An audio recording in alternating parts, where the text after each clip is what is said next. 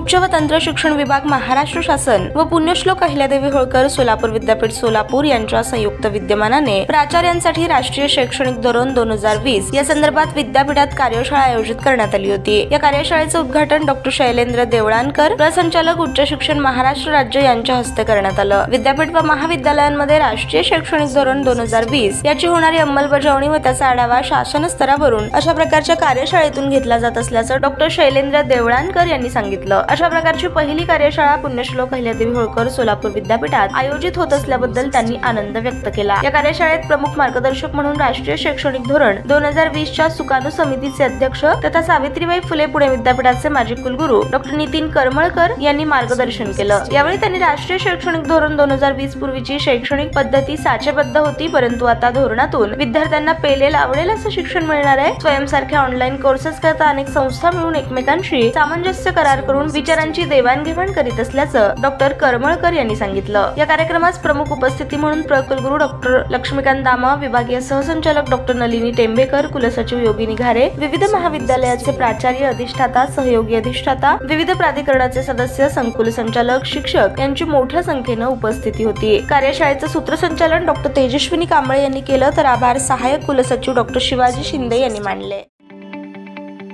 ताज्या बातम्या पाहण्यासाठी प्राईम महाराष्ट्र न्यूज चॅनलला सबस्क्राईब करा।